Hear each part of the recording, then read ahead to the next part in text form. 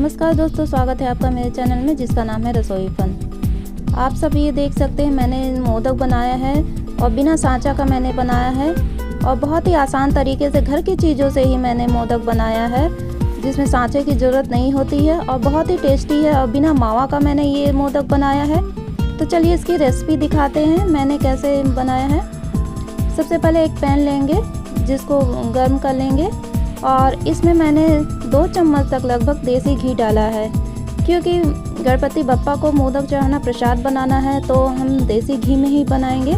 अगर आप देसी घी नहीं डालना चाहती तो रिफाइंड भी यूज़ सकती हैं। और ये मैंने बेसन लिया है 1 कटोरी तक और इसको हम हल्के आंच पे धीरे धीरे से भून लेंगे। आपको इसको तब तक भूनना है जब तक कि ये लाल ना हो जाए। जब आप इसको भूनेंगे तो इसकी खुशबू से ही पता चल जाएगा कि हाँ ये भुन चुका है, क्योंकि इसकी खुशबू इतनी अच्छी होती है कि आपके पूरे घर में फैल जाएगी इसकी खुशबू और बहुत ही मनमोहक खुशबू होती है इसकी। क्योंकि जब मैं बना रही थी तो इसकी खुशबू बहुत ही अच्छी आ रही थी और पूरे घर में फैल गई थी। सभी पूछे कि क्या बन रहा है, तो मैं ये अपने एक्सपीरियंस से बता रही हूँ।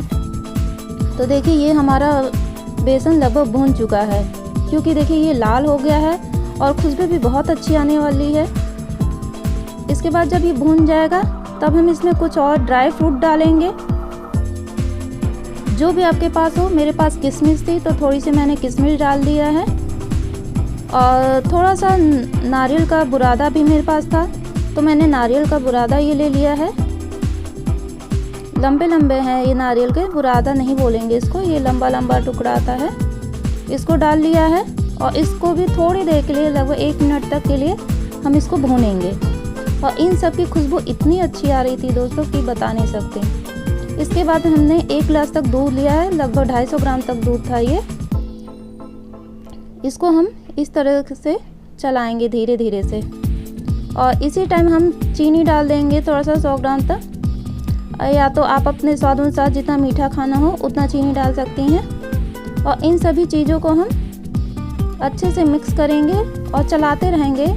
ये ध्यान रखना है आपको, छोड़ना नहीं है इस टाइम पे जब आप दूध डालें तो इसको धीरे धीरे से हम चलाते रहेंगे क्योंकि ये अगर आप चलाएंगे नहीं तो एक जगह जमने लगेगा। तो इसको ध्यान रखना है कि जब हम दूध डालें तो इसको चलाते रहें, बराबर चलाते रहेंगे हम इसे।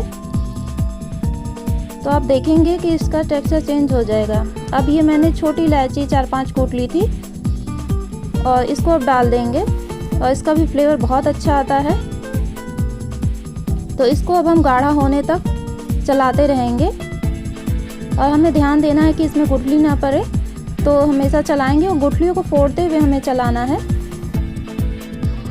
और ये धीरे धीरे गाढ़ा हो जाएगा। ये देखिए ये पेस्ट की तरह बिल्कुल बन गया है गाढ़ा। जिस तरह से हम हलवा बनाते हैं उस तरीके से बना देना है और जब तक चलाना है जब तक कि ये पैन से हमें छोड़ने ना लगे हलवा। जब ये पक जाएगा पूरी तरह से दोस्तों तब ये खुद ही पैन से अलग होने लगेगा। तो आप जब समझ लीजिएगा कि हाँ अब ये बिल्कुल रेडी है। आपको रेगुलर इसे चलाना है, छोड़ना नहीं है, नहीं तो नीचे लगने भी लगेगा। तो आपको इस तरह से चलाते रहना है और बहुत ही टेस्टी मोदक बनने वाला है। अब ये देखिए बिल्कुल पैन में नहीं चिपक रहा है, तो ये बिल्कुल रेडी है। तो अब हम गैस बंद कर देंगे और इसको छोड़ देंगे। अब आपको कुछ भी नहीं करना है इसको। अब हमें इसको दूसरे प्लेट में डालना है। ये मैंने दूसरा प्लेट ले लिया है और इसको मैं पलट लूँगी कढ़ाई से ताकि इसमें ये ठंडा हो सके। और इसको हमें थोड़ी देर के लिए छोड़ देना है, जब तक ये ठंडा ना हो जाए तब तक इसके लिए हमें छोड़ देना है इसे, ऐसे ही कुछ नहीं करना है इसमें।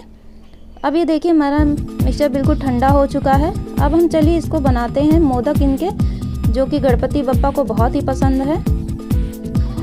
और इस तरीके से गोल गोल लोई की तरह छोटा छोटा बनाएंगे और ये देखिए लोई की तरह बनाने हैं और फिर ऊपर की तरफ थोड़ा सा लंबा कर देना है आपको। इस तरीके से ऐसे थोड़ा सा लंबा कर देना है प्रेस करके और ये फिर नीचे की ओर प्रेस करके इस तरीके से बिल्कुल मोदक का शेप दे देना है आपको।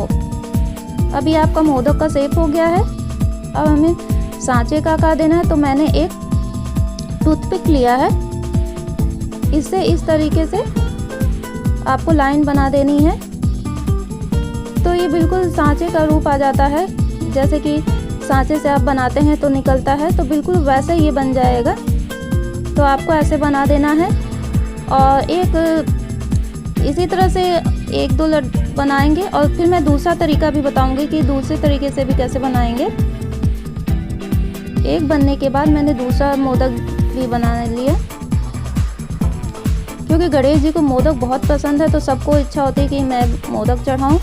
तो जब सांचा नहीं होता तो हमें बहुत प्रॉब्लम होती है, हम सोचते हैं कि कैसे हम मोदक बनाएं, क्योंकि सांचा सब जगह नहीं अवेलेबल होता है दोस्तों। तो इस तरीके से आप बनाते रहिए और सारे मोदक इसी तरह से रेडी हो जाएंगे। मेरे पास भी सांचा नहीं था, मैंने भी बिना सांचा का ही ये देखिए बनाया है मोदक। और इस तरीके से टूथपिक की सहायता से आप इसको बना सकते हैं।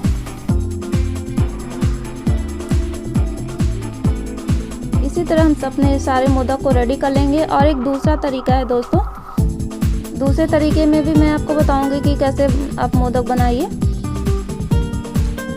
ये देखिए मोदक का शेप मैंने तैयार कर लिया और एक मैंने कांटा लिया है स्टील वाला, जिससे हम चाउमीन खाते हैं। और इस तरीके से हम उसमें भी कट लगाते रह जाएंगे। देखिए बिल्कुल रेडी है हमारा मोदक। और इसी तरीके से मैंने सारे मोदक को रेडी कर लिया था। अब हम चलिए इनका डेकोरेशन कर लेंगे। मैंने एक कमल का पत्ता लिया है और उनके ऊपर सारे मोदक को मैं रख दूंगी, क्योंकि बप्पा को भोग लगाना है, तो अच्छे से डेकोरेट करके हम बप्पा को भोग लगाएंगे। आप ऐसे रख के इस पर कुछ ड्राई फ्रूट डालकर या इसी तरह ही बप्पा को भोग लगाइए, ताकि बप्पा हमारी सारी मुसीबतों को हल ले। और ये देखिए मेरे सारे मोदक रेडी हैं। तो आप बताइए आपको ये टेक्निक कैसी लगी और मोदक कैसा लगा। जब आप चख लीजिएगा तो ज़रूर बताइएगा कमेंट करके कि आपको ये मोदक कैसे लगे, इसका स्वाद कैसा लगा।